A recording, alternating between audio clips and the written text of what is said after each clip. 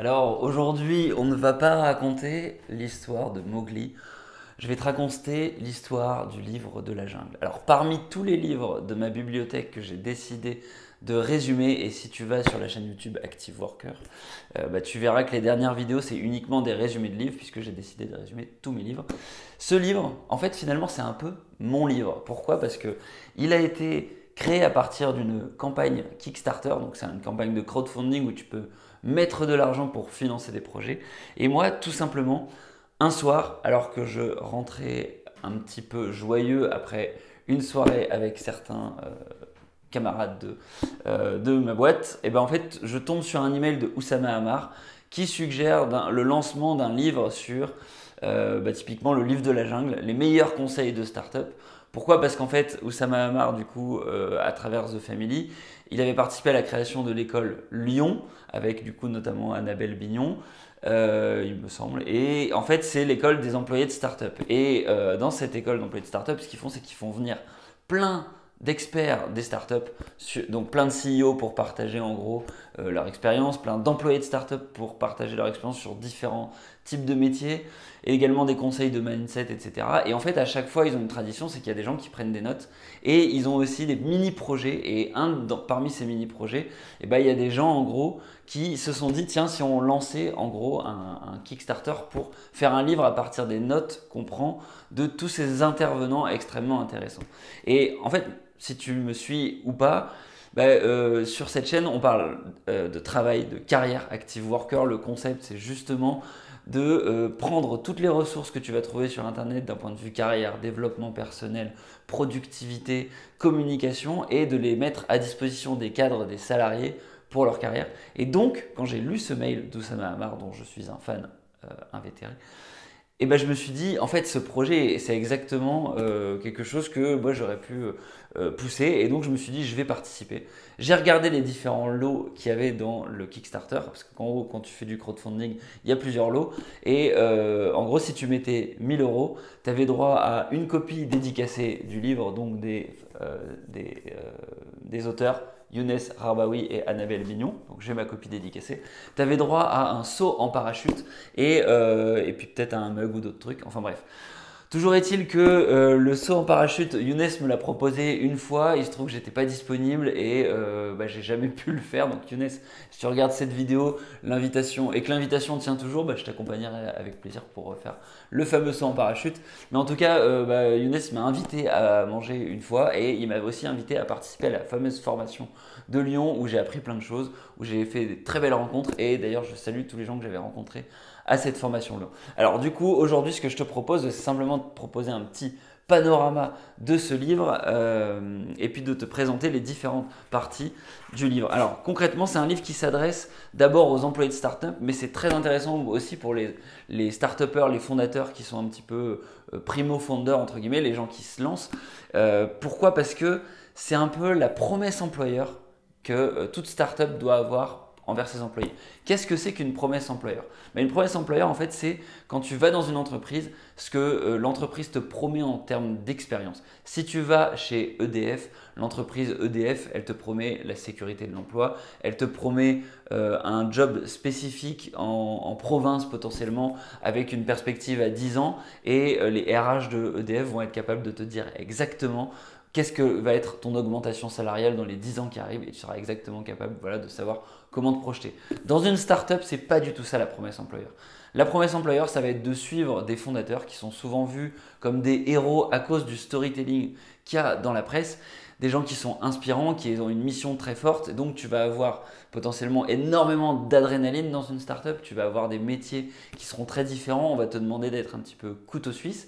Et donc, par contre, en contrepartie, tu vas pouvoir avoir parfois un salaire qui ne sera pas forcément meilleur que dans les grandes boîtes, mais tu auras ce qu'on peut appeler des BSPCE ou voilà, des parts de la boîte ou des dispositifs pour te faire partager entre guillemets la richesse que la boîte pourrait développer au cours du temps. Et donc, tout ça, c'est synthétisé dans ce livre-là. Donc concrètement, comment ça se passe? Tu as d'abord une première partie sur la découverte de ce qu'est une startup. C'est les deux premières parties. La définition d'une startup, concrètement comment trouver ton job dans une startup, le mindset que tu vas trouver dans une startup. Alors c'est extrêmement, ça respire toute la culture The Family avec des punchlines comme Do things that don't scale, comme Fake it until you make it, c'est-à-dire essaie tout simplement de créer,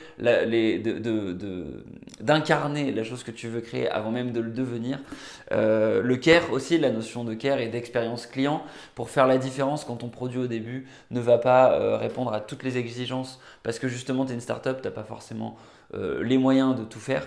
Qu'est-ce que tu as d'autre? Tu vas avoir ensuite des conseils de productivité, des conseils pour apprendre à bien communiquer dans la startup, demander du feedback.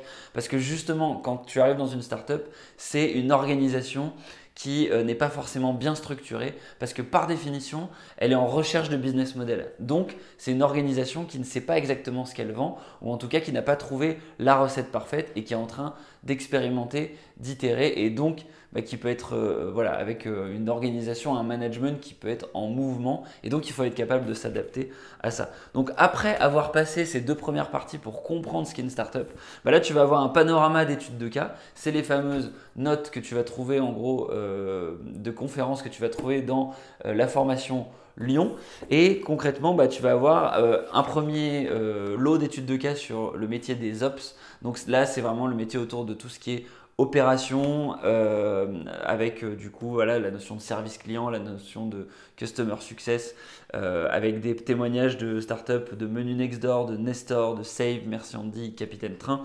Ensuite tu auras un deuxième lot de métiers qui est le métier du gros hacking. Donc là c'est comment essayer de créer de la croissance avec peu de moyens. Les gros hackers finalement c'est les développeurs qui se mettent à faire du marketing, donc des gens capables de faire des automatisations. Et donc là, tu auras des exemples avec The Family, avec Flat.io, avec Zenaton.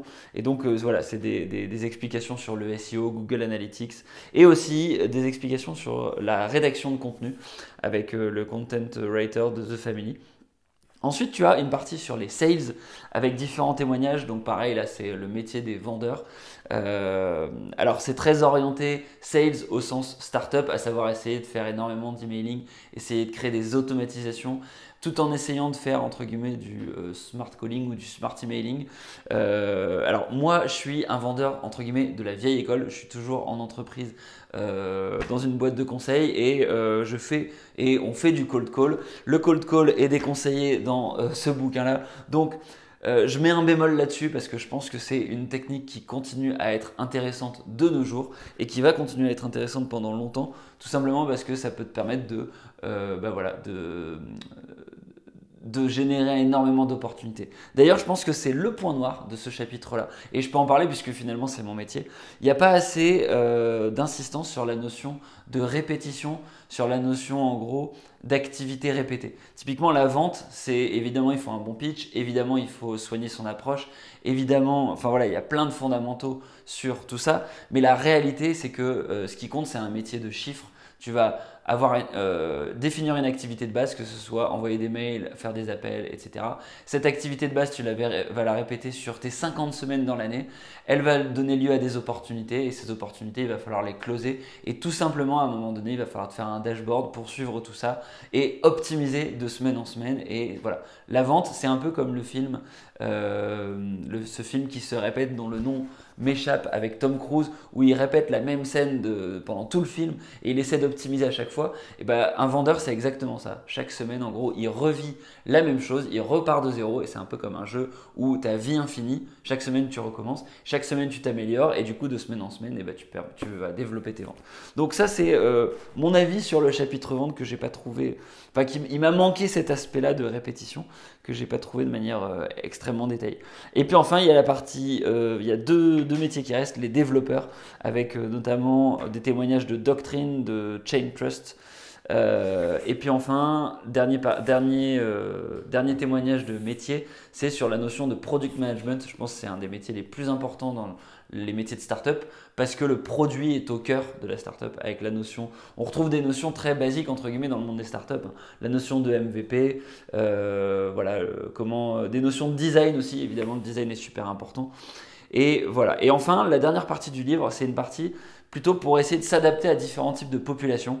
Donc les leçons pour les employés de grands groupes, puisque du coup les gens dans les grands groupes ont beaucoup à apprendre des techniques de start-up. Ce livre, il s'adresse plutôt aux gens qui souhaitent rejoindre des startups, mais c'est aussi intéressant pour voilà, tous ces principes qui peuvent être appliqués au monde des grands groupes, les leçons pour les consultants, les leçons pour les entrepreneurs et les leçons pour les étudiants. Voilà, donc ce livre, moi je trouve qu'il est intéressant parce que c'est un peu une espèce de bible. C'est pas forcément le livre que tu vas lire d'une traite. À mon avis, c'est plutôt le livre qui sert, en fonction du projet sur lequel tu vas te positionner, tu vas aller piocher, un peu comme tu ferais une recherche sur YouTube et sur un sujet en particulier, tu vas chercher un témoignage et là tu trouves directement un témoignage extrêmement bien détaillé avec une présentation qui est plutôt qualitative avec des petits résumés en fin de chapitre.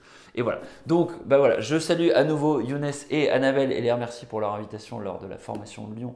Je crois que c'était en 2018 ou 2019, je ne sais plus bien. C'était avant le Covid. Et puis, je te souhaite de découvrir ce livre sur Amazon si ça t'intéresse. J'ai mis le lien en description. Et moi, je te dis à la prochaine sur Active Worker. Ciao, ciao.